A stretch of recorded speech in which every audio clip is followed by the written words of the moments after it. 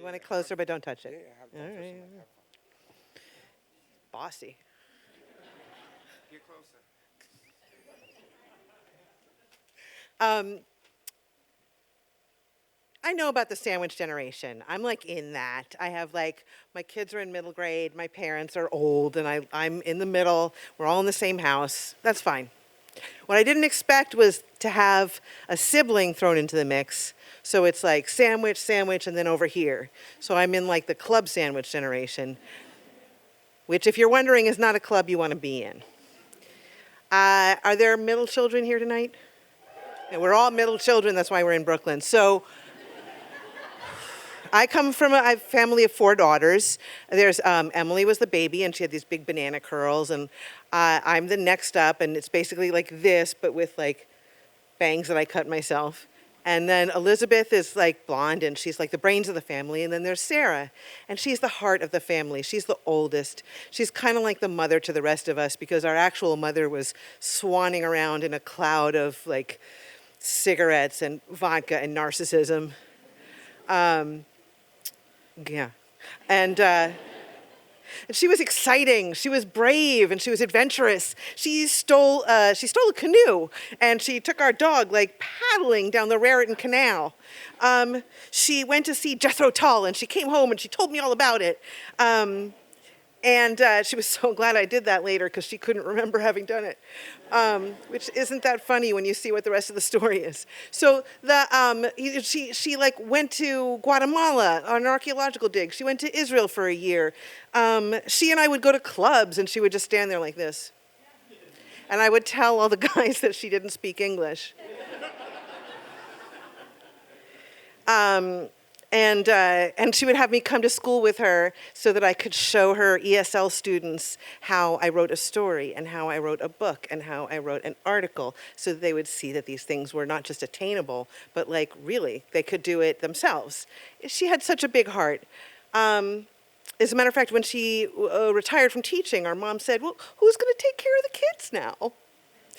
Which was a legitimate question.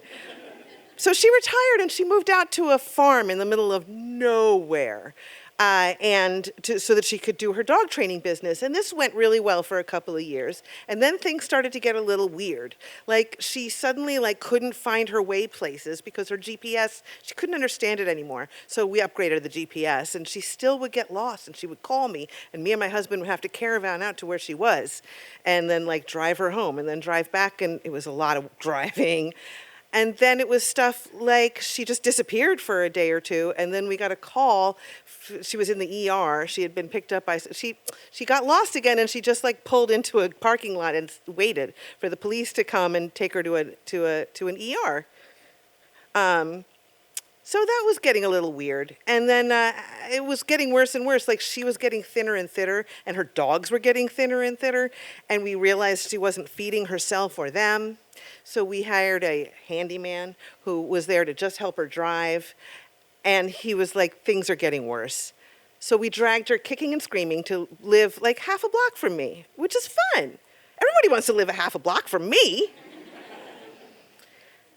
And we found out that what it was something called hydrocephalus, which was kind of like squishing her brain, but if she got a shunt, everything would be fine, and she might even get her cognition back.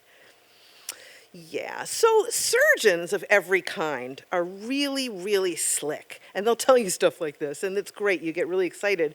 But she got the shunt put in, it didn't get better, and it kept getting worse. And at this point, it was like, we're not going to have Sarah that much longer. We have this person, and she's lovely, and she's like Sarah, except she cries a lot and says things like, I don't know who I am, and what's going to happen to me, and what's your son's name again? And that is my sister slowly disappearing. And I know from our mom that like this hard part where she's mad a lot and she doesn't know, she accuses me of like being mean and not letting her have a dog. I know that that'll stop in a matter of years, if not months. And that it won't be so difficult in that way, because I won't be constantly trying to tell her, I'm not being mean, this is the disease doing this to you. But what happens then is that she's gone. And that's not what we want. So we're just waiting through this period of her being sort of herself because it's all we've got. I'm sorry, there's no moral to this story. It's just some bullshit that happens. So go home and hug everybody, except that one guy.